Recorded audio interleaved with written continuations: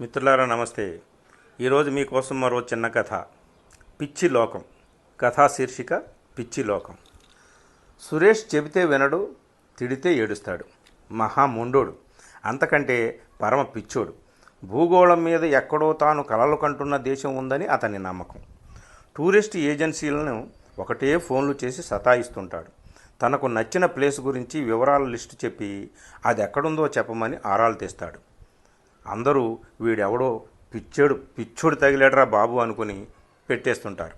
కానీ ఒకరోజు ఓ tourist agency వాడు, సురేష్ గారు, మీరు అడిగిన ప్లేస్ ఉందండి, అక్కడికి మీ టూర్ నేను ప్లాన్ చేస్తాను అని చెప్పేశాడు. అంతే, సురేష్ ఎగిరి గంతేశాడు. అప్పుడు ఏ 20 అంతస్తుల హ్యూజ్ అపార్ట్మెంట్ టెర్రస్ మీద ఉంటే ఏమయ్యేవాడో కానీ వాడి అదృష్టం కొద్దీ నేల మీదే ఉన్నాడు. వాడు ఈ టూరిస్ట్ ఏజెన్సీ వాళ్ళకి విన్నవించుకున్న వివరాల జాబితా క్లుప్తంగా చెప్తాను వినండి. మరి వాడి జాబితా ఇది. అబ్బాయి, అక్కడ కులాలు, మతాలు, ఆడ మగ, చిన్న పెద్ద, పేద, ధనిక వగైరా వగైరా తేడా పాడాలు ఉండకూడదు. ఇలాంటివి మనం కూడా అనుకుంటాం. సరే, వాడి డిమాండ్లు ఇంకా చాలా విచిత్రంగా ఉంటాయి. రాజ్యము, రాజ్యాంగము, కోర్టులు, సైనికులు, పోలీసులు, చట్టాలు వగైరా వగైరా ఉండకూడదు. సరే, మనకి ఇవన్నీ సంతోషమే. ఇంకొంచెం వాడి కలల జాబితాలో ముందుకు పోదాం.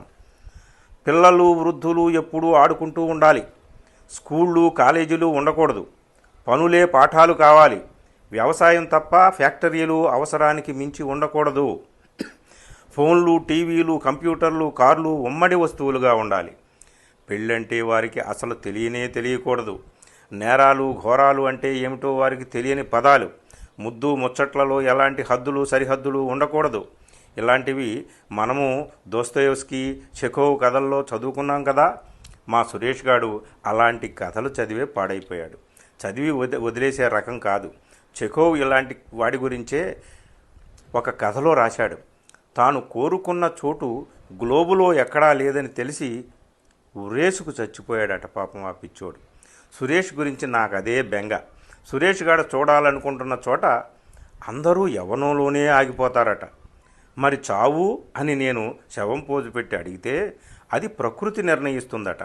తనకు పనికొచ్చే వారిని ఉంచి పనికిరాని వాళ్ళని ప్రకృతి తనలోకి లాగేసుకుని రీసైక్లింగ్ చేసి తిరిగి నేల మీదకి పంపుతుందట. బాబోయ్, వాడి ఆలోచనలు వాడు తట్టుకోలేం మనం. సొంత ఇళ్ళు ఉండవట, అన్నీ విశ్రాంతి గృహాలే. 6 ఋతువులతో పాటు సెక్స్ ఋతువు కూడా ఒకటి ఉంటుంది. ఆ కలయికలకు ఇష్టాయిష్టాలు తప్ప కట్టుబాట్లేమీ ఉండవు. పిల్లలంతా సామాజిక ఆస్తిగా, పెద్దలంతా వారి సామూహిక సంరక్షకుల్లా ఉండాలి. ఆర్థికం, సామాజికం, ఉత్పత్తి, పంపకం వగైరా వగైరా వాడి శాస్త్రం వాడికుందండోయ్. ఏం చేస్తాం చెప్పండి? ఇలాంటి ఎన్నో కలలు ఎందరో కన్నారోరే సురేషు. హాయిగా సాయంత్రానికి కాస్త తీర్థం పుచ్చుకొని కడుపారా భుజించి కావాల్సిన రీతిలో సుఖించరా అంటే విన్నాడా? అబ్బే, లేదండి, లేదు. కలలో బతకురా అని మనం అంటే అసలు బతుకే కలే వాస్తవం అంటాడు వాడు. ఏం చేద్దాం? మొత్తానికి వాడెవడో వీడిని ట్రాప్ చేసేశాడు. వెళ్ళొస్తారా అని కూడా చెప్పా పెట్టకుండా ఓ రోజు విమానం ఎక్కేశాడు. ఇంట్లో ఏదో చెప్పాడట. వాడెప్పుడు టూర్లు కనిపోవడం ఇంట్లో వాళ్ళకి అలవాటే. ఒకసారి ఏదో నెంబర్తో వాడి నుంచి ఫోన్ వచ్చింది. నేను సంధిస్తున్న ప్రశ్నలన్నిటికీ సమాధానంగా మంచి కథే చెప్పాడు. ముందు శ్రీలంక వెళ్ళాడట. అక్కడి నుంచి ఏజెన్సీ వాడికి ఫోన్ చేస్తే బర్మా వెళ్ళమన్నాడట. అక్కడ నుంచి వియత్నాం అన్నాడట. అటు నుంచి థాయిలాండ్, భూటాన్, ఇలా కొన్ని దేశాలు తిప్పాడట. చివరికి ఏజెన్సీ మోసగాడు మాయ కబుర్లలో మన వాణ్ణి భలే నమ్మించేశాడు.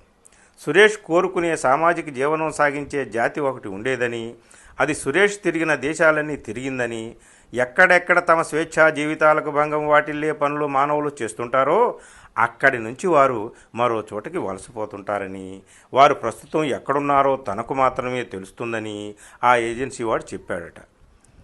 నువ్వెక్కడున్నారా అని సురేష్ అడిగితే సురేష్ చెప్పలేదు. పైగా ఆ ఏజెన్సీ పెద్ద మనిషి తన దగ్గరికే వస్తున్నాడని స్వయంగా తానే తీసుకొని ఆ కలల ప్రపంచానికి తీసుకువెళ్తాడని చెప్పాడట. ఇదంతా సురేష్ ఎంత ప్రశాంతంగా చెప్పాడంటే నాలో చెలరేగిన తుఫాను గురించి వాడికి చెప్పే సాహసమే చేయలేదు.